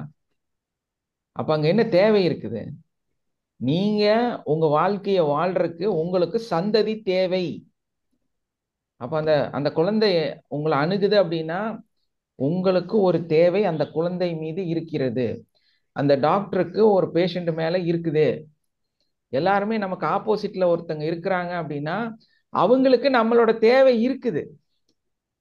அதை நம்ம புரிஞ்சுக்கணும். அப்ப நம்ம பயப்பட மாட்டோம், டென்ஷன் ஆக மாட்டோம், பிபி வராது. நம்மனால வந்து டென்ஷன் இல்லாம எல்லாத்தையும் எவ்வளோ பெரிய மனுஷனையும் நம்மளால அணுக முடியும். ஏன்னா அந்த அப்பாயின்மெண்ட் கொடுக்கும் போதே அவன் ஆலோசனை பண்ணி தான் கொடுக்குறாங்க. நீ எனக்கு தேவை இருக்கிறாய், நீ எந்த அளவுக்கு இருக்கிறாய்ங்கிறத ஆராய்ச்சி பண்றதுக்கு தான் கூப்பிட்டுருக்காங்க இல்லையா? உங்களை பத்தி ஸ்டடி பண்றதுக்கு தான் கூப்பிட்டுருக்காங்க. உங்களை மாதிரி ஒரு ஆள் வந்து அவங்களுக்கு ஆல்ரெடி தேவை. அப்போ அந்த பெரும் மனிதரை இவரை சந்திக்க போகும்போது அவரு நிச்சயமா வந்து என்ன தேவை இருக்கு அப்படின்னு நினைச்சா இவர் நல்ல போல்ட்டா போவார் இல்லையா? இவர் கையில ஒண்ணு இல்லை, ஒரே ஒண்ணுதான் இருக்குது. அவரு லட்சம் வச்சிருக்கிறாரு. ஆனா அந்த பிரசன்டேஷன் எப்படி இருக்கும்? அவருக்கு என்னோட தேவை இருக்கு அப்படிங்கும் போது பயப்பட மாட்டோம் இல்லையா? நம்மளை பத்தி மேக்சிமம் நம்ம அவங்களுக்கு எடுத்து சொல்றதுக்கு முயற்சி செய்வோம். நம்மளால போல்ட்டா அந்த விஷயத்தை அங்க பேச முடியும். அது மாதிரி வாழ்க்கையில எல்லா இடத்துலையுமே எல்லாரும் எல்லாருக்கான தேவைகளோட தான் இருக்கிறாங்க. அப்ப யாருமே நம்மளோட தேவை இல்லாம இல்லை. நம்ம என்னத்தை கொடுக்குறோம், நம்ம எப்படி பார்க்குறோம், எப்படி அணுகிறோம் அப்படிங்கிறது தான் முக்கியம். அப்போ ஒரு குழந்தைனா அந்த அன்பை கொடுக்கறது.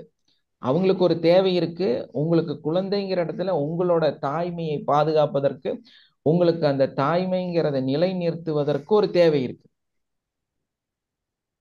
அப்ப இந்த மாதிரி உலகம் பூரா அப்படி ஒரு அந்த வலைன்னு சொல்லுவாங்கல்ல, நெட்டடா எல்லாம் வந்து ஒண்ணுக்குள்ள பிணைஞ்சு இணைஞ்சு எல்லாரும் சேர்ந்துதான் இந்த உலகமே வடிவமைக்கப்பட்டிருக்கு. அப்ப யாரும் வந்து இண்டிவிஜுவலா இல்லை, தனிமையிலையோ தனியாவோ இல்லை. ஒருத்தரும் ஒரு தேவைகளோட ஒரு மனிதர்களையும் ஒரு சூழலையும் சார்ந்துதான் நம்ம இருக்கிறோம். ஆனா நம்ம என்ன பண்றோம் அப்படின்னா இந்த பிரசன்ட் மூமெண்ட்ல நம்மளோட இருக்கிறவங்களை வந்து நம்ம எப்படி வச்சுக்கிறோங்கிறது வந்து ரொம்ப முக்கியம் இல்லையா? நம்மளோட இருக்கிறவங்கள நம்ம எப்படி வச்சுக்கிறோங்கிறது ரொம்ப ரொம்ப முக்கியம்.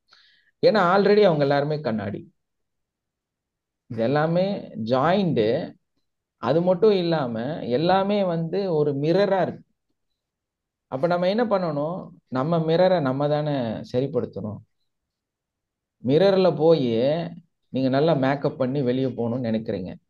போயிட்டு கண்ணாடியில கொஞ்சம் ரோஸ் பவுடர், கொஞ்சம் ஃபவுண்டேஷன், கொஞ்சம் அதுக்கு மேல வந்து டச்சப் அந்த இதெல்லாம் போட்டு கிளென்ஸ் எல்லாம் போட்டு நல்லா கண்ணாடியில தேய்ச்சி விட்டுட்டு வெளியே வந்தா நீங்க அழகா இருப்பீங்களா? சார் நாங்க அதெல்லாம் போடுறது இல்ல சார். வெறும் ஃபேஸ் வாஷ் பண்ணிட்டு போறோமே, அவ்வளவுதான் சார். அந்த ஃபேஸ் எந்த வாஷ ஒரு காஸ்மெட்டிக் யூஸ் பண்ண போறோம், யூஸ் இல்லம்மா, பண்ண மாட்டோம். அததான் சொல்றேன். அந்த ஃபேஸ் வாஷ் பண்ணுவீங்கல்ல, அந்த சோப்பை சோப் போட்டு வந்து யூஸ் பண்ணுவாரு. கண்ணாடியில போட்டு தேய்ச்சிட்டு தண்ணி எடுத்து ஆமாங்க சார். கண்ணாடியில ஊத்துனா உங்க முகம் ஆமா, சுத்தமாயிருமா? கண்டிப்பா. சுத்தமாயிருமா உங்க முகம்? ஆகாது சார். நோ சார், என் ஃபேஸ்ல தான். கண்ணாடியில போட்டோன்னா கண்ணாடி தான் சுத்தமாகும், நீங்க ஆக மாட்டீங்க. அப்ப யார் மாறணும்? யாருக்கு சேஞ்சஸ் தரணும்? நமக்கு யார் சுத்தப்படுத்தணும்? யாரை சுத்தப்படுத்தணும்?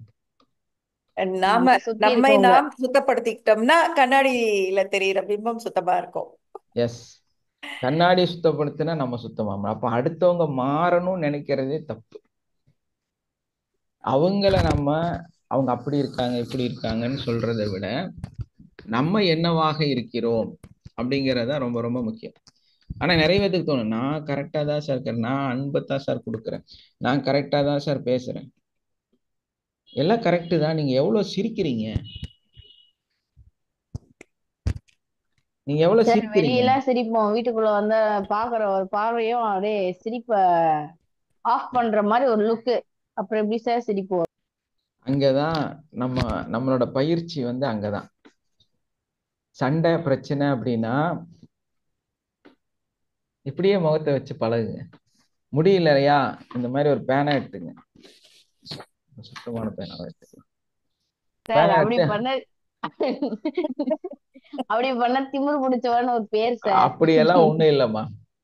அதெல்லாம் வந்து நமக்கு தோன்றது. ஆல்ரெடி நம்ம இதெல்லாம் வந்து நம்மளே கிரியேட் பண்ணி வச்சிட்டோம். நம்மளை வந்து இப்படிதான் டிசைட் பண்ணுவாங்க, இப்படிதான். எப்ப நீங்க இந்த வாழ்க்கையில தோக்கறதுக்கு தயாரா கிரியேஷன் இல்ல இருக்கிறீங்களோ, சார், ரியலா நடந்துட்டு இருக்கு. இல்ல அதுதான், எப்ப வந்து நீங்க தோக்கறதுக்கு தயாராக இருக்கிறீர்களோ நீங்க தான் மிகப்பெரிய வெற்றியாளர். நான் தோக்கறதுக்கு தெரியாது, நான் தோக்கறதுக்கு தயாராக இல்லைன்னு சொல்லிட்டீங்கன்னா உங்களை விட மிகப்பெரிய தோல்வியாளர் யாருமே கிடையாது இந்த உலகத்தில். நீங்க ஏன் தோக்க கூடாது உங்க கணவனிடம்? ஏன் நீங்க உங்க மாமியாட்ட தோக்க கூடாது? ஒய் நீங்க வந்து உங்களோட ரிலேஷன்ஷிப்ட தோக்க கூடாது? ஏன் உங்க குழந்தைகள்கிட்ட நீங்க தோக்க கூடாது?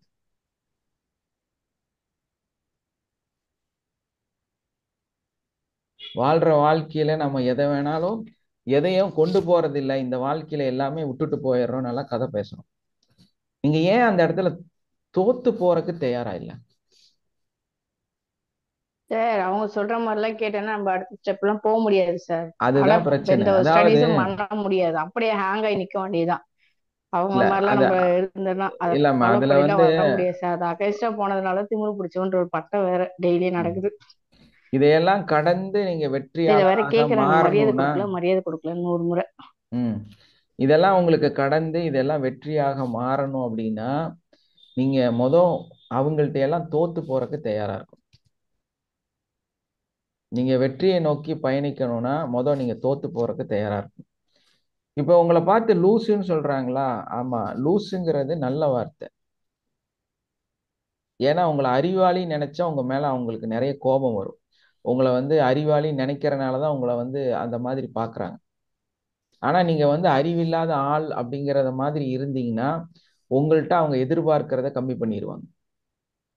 ஃபர்ஸ்ட் விஷயம் புரியுதுங்களா? உங்களுக்கு நிறைய தெரியும் நினைச்சாதான் அவங்க வந்து அவங்கள தாழ்வு மனப்பான்மைக்குள்ள கொண்டு போறாங்க. அதனால எப்படியாவது உங்களை வந்து கஷ்டப்படுத்தி உங்களை வந்து மோசமா பிரதிபலிச்சே ஆகணும். அப்போ உங்களை வந்து ஏதாவது ஒரு குறைகளை சொல்லி எதையாவது சொல்லி உங்களை வந்து தாத்திக்கிட்டே இருப்பாங்க, உங்களை வந்து கம்ப்ளைண்ட் பண்ணிக்கிட்டே இருப்பாங்க. நீங்க தான் அறிவாளி, நான் வந்து அறிவு இல்லாத ஒரு ஆள் அப்படிங்கிறத நீங்க நிரூபிச்சிட்டீங்கன்னா அதுக்கப்புறமா அவங்க உங்களை டிஸ்டர்ப் பண்ண மாட்டாங்க. வெரி சிம்பிள் அது. இப்போ உங்களை பார்த்து உனக்கு அறிவே இல்லை, ஐயா நம்மளை பார்த்து அறிவே இல்லைன்னு சொல்றாங்க அப்படின்னா அவங்கள பொறுத்தவரையிலும் நம்ம மேல இருந்த கொஞ்சம் கோபம் குறைஞ்சிருச்சுன்னு அர்த்தம். அப்படித்தானே? உங்க ஒரு பெரிய பிஹெச்டி எல்லாம் முடிச்ச ஒரு ப்ரொஃபஸர் இருக்கிறாரு. அந்த ப்ரொஃபஸரை யாரும் வந்து பக்கத்துல போய் பேச முடியாது. வேணா ஹெட் மாஸ்டரா இருக்கலாம், பிரின்சிபலா இருக்கலாம். உங்களுக்கு அவரை பார்க்கும்போது ஒரு பயம், ஒரு டென்ஷன் இருக்குதா இல்லையா? இப்ப அவரே வந்து ஃப்ரெண்ட்லியா இருக்காருன்னு வைங்க, அவரை பார்த்தா பயம் இருக்குமா உங்களுக்கு? டென்ஷன் இருக்குமா உங்களுக்கு? நோ. சந்தோஷம் இருக்குமா இல்லையா? நான் எப்போ கண்டிப்பா. வந்து என்னோட இதெல்லாம் எப்படி அனுபவம்னா, நான் வந்து 6th இருந்து 12th வரைக்கும் ரெகுலரா என்னோட பாவம் அவர் கடைசியில என்னோட 12th வரும்போது இறந்து போயிட்டாரு. ஒரே பிரின்சிபல் தான் இருந்தார். அப்போ அடிக்கடி நான் லேட்டா போவேன். அப்போ என்ன பண்ணுவாருன்னா அவரு ஒரு 7th வரைக்கும் என்ன அடிச்சாரு. 7th வரைக்கும் அடிச்சாரு. போகும்போதெல்லாம் அடி பட்டை கிளப்புவாரு லேட்டா வரோம்னு சொல்லிட்டு. 7th அப்புறம் ஃப்ரெண்ட் ஆயிட்டார். நான் மட்டும் லேட்டா போனா அவர் ஒன்றுமே சொல்ல மாட்டார். என்னன்னா அவரு நானும் ரொம்ப டீப்பா ஃப்ரெண்ட் ஆயிட்டோம். உள்ள போய் உட்காந்து யாருமே வந்து அவரோட ரூம்குள்ள போக மாட்டாங்க. நான் வந்து விளையாட்டு மாதிரி உள்ள போவேன் 8th ஸ்டாண்டர்ட்ல. ஜாலியா உள்ள போயிட்டு அவர்கிட்ட போய் நல்லா பேசிட்டு அவரு வந்து வீட்டு கதையெல்லாம் கேட்டுட்டு என்ன பண்ற ஏதுன்னெல்லாம் கேட்டு ரொம்ப நேரம் பேசிட்டு சரி போன்னு சொல்லுவாரு. யாராவது ஒரு பீரியடை கட் பண்றதுக்கு பிரின்சிபல் ரூம்ல போய் பேச முடியுமா? இது சாத்தியமா? ஆனா நான் அதை செய்வேன். இன்னைக்கும் என்னோட எல்லா டீச்சர்ஸும் என்னோட கனெக்ஷன்ல இருக்காங்க. ஒரு வீடு கட்டினதுக்கு என்னை கையை பிடிச்சி கூட்டிட்டு போய் வீடெல்லாம் சுத்தி காமிக்கிறாரு ஒரு டீச்சர். எப்போ?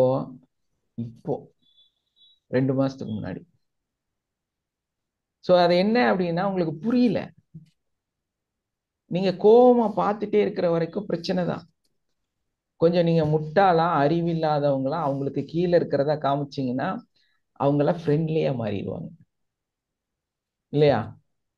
உங்களை யார் வந்து முட்டாள், கோபம், மோசம், கெட்டவங்கன்னு சொல்றாங்களோ அவங்க உங்களை பார்த்து பயப்படுறாங்கன்னு அர்த்தம். இதான் உண்மை. நீங்க எப்ப ஃப்ரெண்ட்லியா மாறுவீங்கன்னா அந்த பயத்தை அவங்க எப்ப அவங்க மனசுல இருந்து எடுக்கிறாங்களோ அப்ப ஃப்ரெண்ட்லியா மாறிடுவாங்க. உங்களை வந்து புரிஞ்சுக்குவாங்க. அப்ப நம்ம யாரா இருக்கணும்? கொஞ்ச ஃப்ரெண்ட்லியா. நாள் ஃப்ரெண்ட்லியா இருக்கணும், கொஞ்ச நாள் அடி வாங்கணும், கொஞ்ச நாள் அடிக்கடி அதே ரூம்குள்ள தில்லா போகணும் இல்லையா? அப்ப என்ன உங்க வீட்டுக்காரர் கொஞ்சம் ரொம்ப ரஃபா ஒரு மாதிரி பேசுறாரா, கொஞ்சம் உங்க ஐ லவ் யூ அப்படி லூஸ் மாதிரி சிரிக்கிறது இதெல்லாம் செய்யணும். பார்த்து சொல்லுவாங்க, ஏ அரலூசு, எஸ் ஐ எம் அரலூசு. அப்ப பிரச்சனை வந்து மூர்க்கமா ஒரு பிரச்சனையை வந்து ஒருத்தங்க பேசுறாங்க, நீ எல்லாம் வந்து உருப்பிட மாட்டா, அதை பண்ற இதை பண்ற அப்படிங்க சிரிச்சுட்டே அப்படி சிரிச்சுட்டே இருந்தா திட்டுவாங்களா?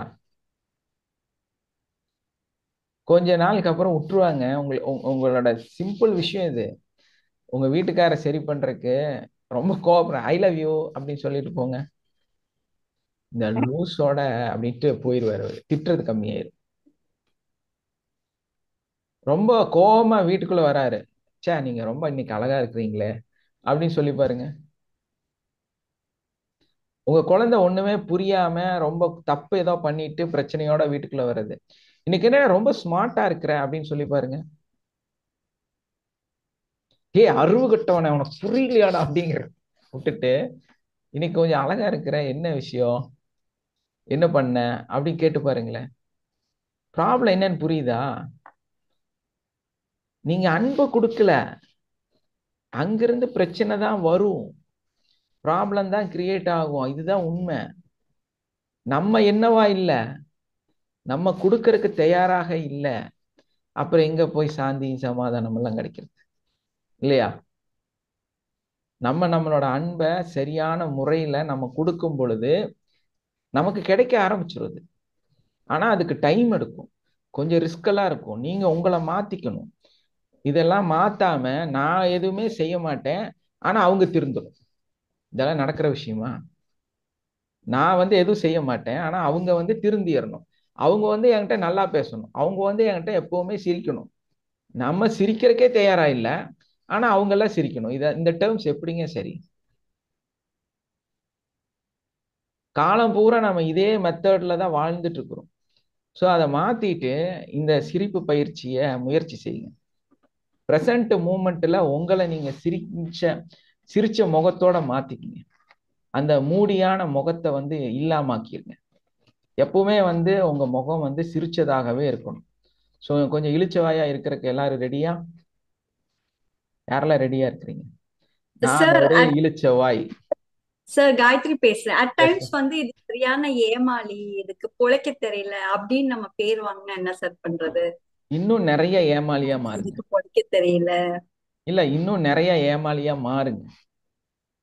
இன்னும் பொழைக்க தெரியல அப்படின்னு சொல்லுவாங்களே சார். அதுக்கு காரணம் என்னன்னா உங்களுடைய கோபம், உங்களுடைய பிரச்சனை, உங்களுக்குள்ள இருக்கக்கூடிய அந்த புரியாத சிந்தனைகள். அதை விட்டுட்டு நம்ம இந்த ட்ரிக்கை யூஸ் பண்ண ஆரம்பிச்சோம்னா நான் இன்னும் கொஞ்சம் ஏமாளியாக மாறுவதற்கு தயாராக இருக்கிறேன்.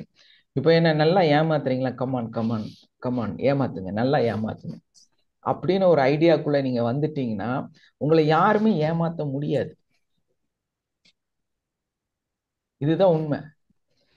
இல்ல ஏன்னா நானே பாத்துட்டேன். அவங்க வந்து கிண்டல் பண்ணாங்கன்னா அவ கிண்டல் பண்ணி சிரிச்சாங்கன்னா பரவாயில்ல, you getting a chance to laugh, okay enjoy enjoy அப்படின்னு சொல்லுவேன் நான். அப்ப எஸ் பரவாயில்ல, மேம்க்கு என்ன பெரிய மனசு பாரு அப்படின்னு சொல்லிட்டு அதுங்க சிரிக்குவாங்க. எஸ், இதெல்லாம் வந்து நம்மளோட அந்த பொசிஷனை மேல கொண்டு போகுது. நம்மளோட வாழ்க்கை தரத்தை வந்து நம்ம மேல கொண்டு போறோம். எப்பவுமே ஒரு ஒரு இடத்துல வந்து இறங்கி நம்ம சண்டை போடும்போது நம்ம மதிப்பு குறைஞ்சிடும். நம்ம அதே டைம்ல அதை விட்டுட்டு போகும்போது நம்ம மதிப்பு அதிகமாயிடும். அதுதான் குடும்பமும். குடும்பத்துக்குள்ளாரையும் அதே தான், உங்க லைஃப்லயும் அதே தான். நீங்க எப்ப எல்லா இடத்துலையுமே உங்க அன்பை, உங்க முகத்தை சந்தோஷமா அந்த சிரிப்போட வச்சுக்கிறீங்களோ உங்க வாழ்க்கை எல்லா ப்ராப்ளத்திலிருந்துமே வெளியே வந்துடும், எல்லா பிரச்சனையிலிருந்துமே வெளியே வந்துடும், எல்லாமே சரியாயிடும். ஆனா யார் மாறணும்? யார் மாறணும்? அப்ப நீங்க எல்லாரும் இழிச்சவாயா மாறதுக்கு தயாரிங்களா? கண்டிப்பா இழிச்சவாயா அது மாறதுக்கு தயாரா இருக்குங்க சார். எஸ், கண்டிப்பா. நாங்களே ஏற்கனவே அப்படித்தான் இருக்கோங்க சார். எஸ் எஸ், இங்க இருக்கிற ட்ரைனிங் வந்து அந்த மாதிரி தான் எல்லாத்தையும் மாத்தி வச்சிருக்கு. அதனால எஸ்மா, ஜியோஜி சார். எப்ப நம்ம கிளாஸுக்கு வந்தோமோ அப்ப எல்லாமே மாறிட்டோம் சார். நாங்களே இதுக்கு முன்னாடி எல்லாம் அவங்கள மாத்தணும் இவங்கள மாத்தணும் அப்படின்னு நிறைய இருந்தோம் சார். ஆனா உங்க கிளாஸுக்கு வந்ததுக்கு நாங்க தான் சார் எல்லாமே மாறிட்டோம். அது விட்டு கொடுத்து போறது, அன்பா இருக்கிறது, யார் எதனா பேசிட்டு போட்டோம், எதனா சொல்லிட்டு போட்டோம், நம்ம அன்பு மட்டுமே செலுத்தலாம் அப்படின்னு சொல்லிட்டு நம்ம கிளாஸ் தான் சார் ரொம்பவே எல்லாருமே மாத்திருக்கு. அதுக்கே உங்களுக்கு லைஃப் லாங் நன்றி சொன்னேன் சார். பிரபஞ்சத்துக்கு உங்களுக்கும் ரொம்ப ரொம்ப நன்றி சார். ஏன்னா எங்க போனாலும் இந்த கிளாஸ் இது மாதிரி கிடைச்சிருக்காது. நாங்க மாறுறதுக்கெல்லாம் கூட யாரும் இந்த மாதிரி எல்லாம் சொல்லி கொடுக்க மாட்டாங்க சார். உண்மையிலேயே நம்ம எல்லாம் காசு கட்டினா கூட தினமும் உங்களுடைய ஸ்பீச் நாங்கெல்லாம் ரொம்பவே கொடுத்து வச்சிருக்கிறோம் சார். இதெல்லாம் கேட்கறதுக்கு அதுவே புண்ணியம் பண்ணியிருந்தாதான் சார் இதெல்லாம் கிடைக்குமே. தினம் தினம் அதை நினைச்சு நான் ரொம்ப ஃபீல் பண்றேன் சார். இந்த கிளாஸ் கிடைக்கிறதுக்கு இதுல எவ்வளவு நன்மை இருக்குது. உண்மையிலேயே ரொம்ப கிரேட் சார். இந்த கிளாஸ் கிடைக்கிறதுக்கு ரொம்ப கொடுத்து வச்சுங்க. Thank you sir. ரொம்ப பிரபஞ்சத்துக்கு உங்களுக்கு ரொம்ப ரொம்ப நன்றி சார். தேங்க்யூமா, தேங்க்யூ. இன்னும் எதிர்பார்க்கறேங்க சார் உங்ககிட்ட. கண்டிப்பா அது கொடுத்துட்டே இருக்கிறோம் முடிஞ்ச வரைக்கும். சார் நம்ம ஏமாந்து போய் நம்ம பணம் பொருள் எல்லாம் நம்ம வந்து கைவிட்டு போச்சுன்னா அது நம்ம மனசுல வந்து ஒரு ஏக்கமா வருதே சார். அது எப்படி சார் நம்ம ரெக்டிஃபை பண்றது? இப்போ உங்க அக்கௌண்ட்ல வந்து 100 கோடி இருக்கு. எதுக்கு இப்போ தொலைஞ்சிருச்சுன்னு கவலைப்படுறீங்க? அப்படின்னு நினைச்சுக்கணுமா? இல்ல, அதான் ரியல். இப்ப எனக்கு வந்து ஒரு பணம் தேவை. நான் வந்து கொடுத்துட்டேன் அவங்க கிட்ட, அவங்க ரிட்டர்ன் கொடுக்க மாட்டேன்றாங்க. அது கொடுத்தா நான் ஒரு இதுக்கு அதை வந்து இது பண்ணலாம். So how to bring back my money and give to someone else whom, for example உங்களுக்கே கொடுக்கணும் அப்படின்னா என்கிட்ட இருந்து அவங்க கிட்ட இருந்து பணம் வந்ததானே அவங்களுக்கு கொடுக்க முடியும். அந்த மாதிரி நம்ம ப்ராப்ளம் என்னன்னா அவங்கள்ட்ட இருந்து வந்தாதான் கொடுக்க முடியுங்கிறது தான் உங்களோட செக் பாயிண்ட். இந்த பிரபஞ்சம்ங்கிறது நமக்கு எல்லை இல்லாம கொடுத்துட்டு இருக்கிற ஒரு பொருள், எல்லை இல்லாம உங்களுக்கு கிடைச்சிட்டு இருக்கிற ஒரு பொருள். நீங்க எப்போ உங்களை சுருக்கிருக்க சின்னதா பண்றீங்க அப்படின்னா இந்த பொருள் எனக்கு கிடைச்சாதான் என் வாழ்க்கை நடக்கும்னு நீங்களே உங்களை சுருக்கிட்டீங்க. இப்போ உங்களுக்கு ஒரு பணம் வரணும், ஒருத்தர் வந்து உங்களுக்கு தரணும், அந்த நிகழ்வு வந்து நடக்கணும் அப்படின்னா அந்த இடத்துல நம்ம மைண்ட் செட்டை ரிலாக்ஸ் பண்ணும்போது, அந்த இடத்த நம்ம விட்டு கொடுக்கும் போது நமக்கு பின்னாடி 100 கதவுகள் திறக்கப்படுது. 100 வழிகள்ல நமக்கு ஐடியா வருது. நம்ம ஒன்ன ஃபோக்கஸ் பண்ணும்போது என்ன ஆகுதுன்னா நம்ம மைண்ட் வந்து அதுக்குள்ள போயிடும். ஸோ நமக்கு எப்பவுமே மனசுக்குள்ளார ஒரு வலியும் சங்கடமும் பிரச்சனையும் இருந்துட்டே இருக்கும். சே, நான் எவ்வளவோ சம்பாரிச்சுதான் இதை கொண்டு வந்தேன், இதெல்லாம் ஒரு விஷயமே இல்லை. அவங்க தரும்போது தரட்டும், ஆனா கேட்காம இருக்கக்கூடாது. நம்ம நம்ம பணம் நம்மளோடது, கேட்காம எல்லாம் இருக்கக்கூடாது. ஆனா அந்த டென்ஷன் நமக்குள்ள இருக்கக்கூடாது. நம்ம என்ன பண்ணணும், நான் ஆல்ரெடி நிறைய சம்பாரிச்சிருக்கிறேன், இதை விட 1000 என்னால சம்பாதிக்க முடியும். அப்ப நான் எதுக்கு அவங்க மேல அந்த டென்ஷனை கொடுத்து நான் டென்ஷன் ஆகி என்னோட இந்த நாளை வந்து மோசமா மாத்திக்கணும்? பணம் வாங்கினவன் நம்மளை ஏமாத்தினவன் ஜாலியா இருக்கிறான், கொடுத்துட்டு நீங்க ஏன் டென்ஷனா இருக்கிறீங்க? அதானே. அப்போ நம்ம ரிலாக்ஸ் பண்ணிட்டு நான் இதை விட சம்பாதிக்கிறதுக்கு என்ன வழி, எப்படி எனக்கு காசு வரும் நம்ம சிந்திச்சோம்னா ஏதோ ஒரு வழியில நமக்கு பணம் வந்துகிட்டே இருக்கும். பண மழை பொழியும். பல வழிகள்ல இருந்து பணம் வந்துகிட்டே இருக்கும் நமக்கு. ஏன்னா நீங்க பிரேக்கே ஆகல. நீங்க வந்து பெரிய ட்ரெயின் மாதிரியோ பெரிய கப்பல் மாதிரி போயிட்டே இருக்கிறீங்க. அப்ப இதெல்லாம் ஒரு விஷயமா? சோ அது நினைக்க கொடுத்தாங்க, எஸ், கொடுத்தா இவங்களுக்கு கொடுக்கணும் அப்படின்னு நினைக்காம I will get money in some other way அப்படின்னு ஆமா. நான் யோசிச்சுட்டு ஏன்னா நீங்க இருக்கேன். You are a powerful person. உங்களுக்குள்ள ஒரு எனர்ஜி இருக்கு, ரிசீவ் பண்ற எனர்ஜி இருக்கு. இதெல்லாம் ஒரு கண்டிப்பா. விஷயமே இல்ல. உங்க அக்கௌண்ட்ல 100 கோடி இருக்குது, பிரபஞ்சம் கொடுத்திருக்குது. இந்த சில்லி அமௌண்ட் நம்ம எதுக்கு டென்ஷன் ஆகும்? இல்லையா? ஐ ஹேட் த டவுட் சார். அப்படிதான் சார் ஓடிக்கிட்டே இருக்கும். எஸ், அப்படி பறந்துட்டே இருந்தோம்னா என்ன நடந்தாலும் அதாவது ஹேங் ஆகிக்கே நிக்காம என்ன ஆனாலும் பரவாயில்ல, எட்டி வலிச்சிட்டு ஓடிக்கிட்டே இருக்கும்.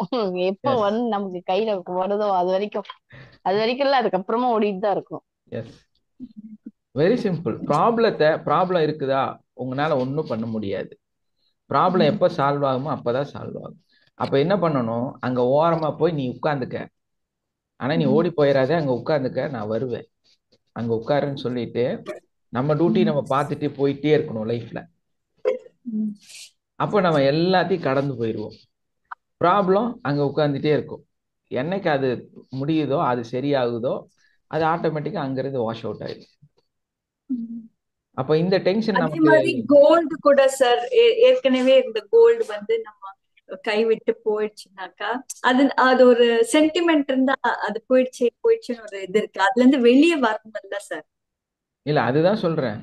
அந்த பழைய கோல்டு எனக்கு எதுக்கு, என்கிட்ட ஆல்ரெடி 200 பவுண்ட் இருக்குது, இந்த பிரபஞ்ச சக்தி மேல வச்சிருக்கு, அதை எனக்கு கொடுத்துட்டு இருக்குன்னு சிந்திச்சா அந்த ஓல்டு கோல்டு உங்களுக்கு எதுக்கு?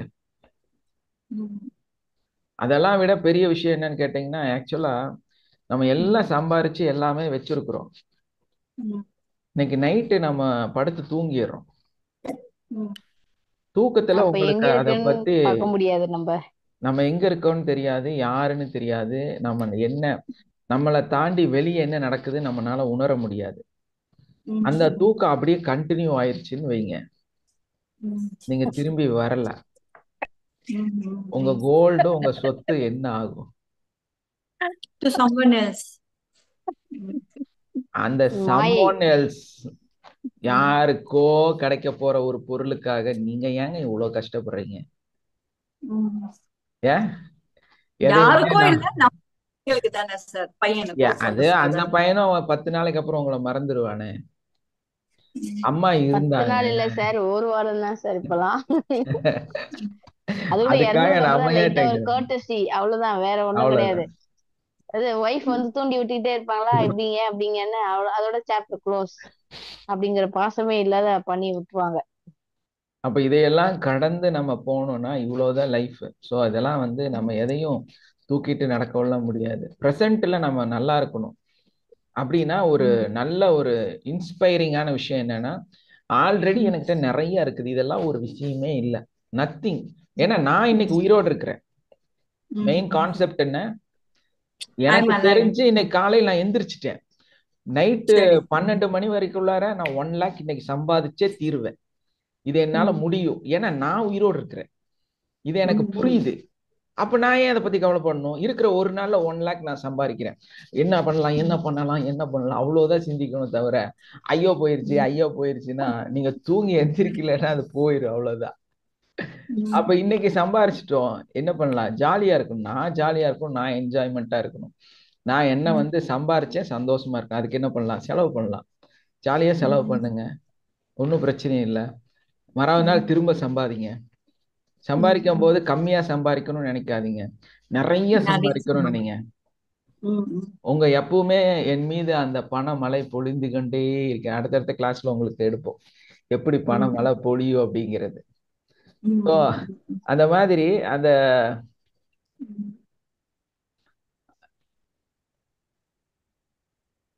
அந்த பண மழையை நம்ம வந்து பொழிய வச்சுக்கிட்டே இருக்கணும்.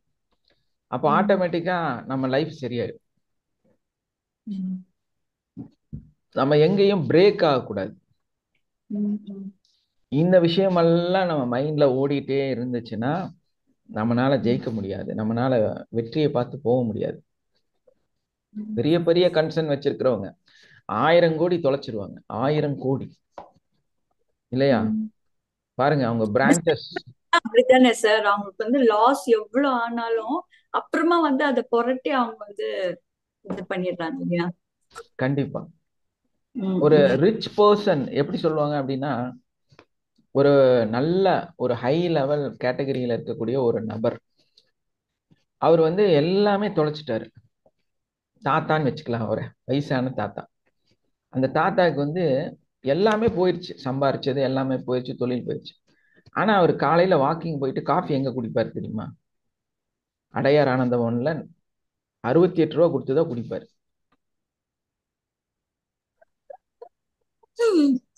அதுதான் மைண்ட் செட், அதுதான் விஷயமே. அவரை போய் ரோட்ல இருக்கிற அந்த 15 ரூபா டீ குடிங்க அப்படின்னா குடிக்க மாட்டார் அவர், அவருக்கு ஒத்து போகாது அது. இந்த மாதிரியான ஒரு மனநிலைக்கு நீங்கெல்லாம் மாறணும், உங்களை நீங்க மாற்றிக்கணும். அப்ப என்னன்னா, நம்ம அந்த தோத்துட்டோம் அப்படின்னு சொல்லி இறங்கி போகக்கூடாது. தோத்துட்டீங்களா, நல்ல ட்ரெஸ் போடணும், பக்காவா ட்ரெஸ் பண்ணிட்டு வெளியே வரணும். எப்போ நீங்க ஜெயிக்கிற படிக்கட்டை வந்து நோக்கி போறீங்களோ, எப்போ உங்களுக்கு ப்ராப்ளம் வருதோ அப்போ 2வது ரெடி ஆயிடணும், ஃப்ரெஷ் ஆயிடணும். இவ்வளோ லாஸ் ஆயிருச்சு, அப்பதான் அடுத்தது நான் 2வது ரெடி. ஏன்னா சான்ஸ் கிடைச்சிருச்சு, அடுத்த சம்பாதிக்கிறதுக்கு ரெஃப்ரெஷ் ஆயிட்டோம் நம்ம, இல்லையா? அப்போ நம்ம ஃபர்ஸ்ட்ல இருந்து ஸ்டார்ட் பண்ணோம். அந்த மாதிரி வாழ்க்கையில நிறைய இடத்துல நானும் நிறைய தோல்விகளை சந்திச்சிருக்கிறேன், நிறைய விஷயங்களை கடந்து வந்திருக்கிறேன். எல்லா இடத்துலயுமே வந்து அந்த ரெஃப்ரெஷ் மட்டும்தான் என்னை காப்பாத்துச்சு. அந்த ரெஃப்ரெஷ் ஆகாம ஒரு விஷயத்த நம்ம செய்யும் போது நம்மளால வெளியே வரவே முடியாது, நம்ம வாழ்க்கை மாறவே மாறாது. ஸோ அந்த பழைய விஷயமெல்லாம் அங்கே ஓரமா போய் விட்டுறாதீங்க. உங்க காசை 1 ரூபாய் கூட யார்கிட்டையும் விட்டு கொடுத்துறாதீங்க, அங்க இருக்கட்டும். அது அங்க போய் நீ உட்கார்ந்துக்கோன்னு சொல்லி ஒரு நல்ல பெஞ்ச் போட்டு உட்கார வச்சிருங்க. இந்த பக்கம் நீங்க ஓடுங்க. ஏன்னா அதை விட 1000 மடங்கு உங்களால சம்பாதிக்க முடியும், அதை விட பெரிய உச்சத்தை உங்களால அடைய முடியும். ஆனா கொஞ்சமா நம்ம அந்த ரியலைசேஷன் பண்ணி நம்மளை உணர்ந்தாலே போதுமானது. Okay, thank you all. ரொம்ப டைம் ஆயிடுச்சு, வைண்ட் அப் பண்ணிடலாமா? Thank you sir. Thank you sir. வாழ்க வளமுடன். Very nice explanation for the day sir. எனக்கு தேவையானது. தேங்க்யூ. எஸ்மா, thank you. Thank you sir. Thank you. Sir என்ன டவுட்ஸ்னா பர்சனலா கால் பண்ணலாமாங்க சார்? ஓ கண்டிப்பா கூப்பிடலாங்கம்மா. ஓகே சார், கண்டிப்பா கூப்பிட்டேன். உங்களுக்கு எல்லாத்துக்குமே 24 ஹவர்ஸும் ஐ எம் அவைலபிள். ஓகேங்க சார், தேங்க்யூ சார், தேங்க்யூ. நீங்க நைட் 2 மணிக்கு கூப்பிட்டாலும் சொல்லி தருவேன். I will call you sir. நான் அதெல்லாம் சொல்லிட்டேங்க சார் துளசி அக்காட்ட. அவங்க என்ன வேணாலும் நீங்க கேளுங்கக்கா அப்படின்னு. அப்ப ஒரு பிரபஞ்சம் அது எல்லாத்துக்கும் ஒரு ஐடியா கொடுக்க ரெடியா இருக்காரு. கண்டிப்பா. தேங்க்ஸ் பாக்கியா. தேங்க்யூ. Okay, thank you. ஓகேக்கா. ஓகேங்க sir, thank you sir. Thank you all. Have a nice day. Love you all.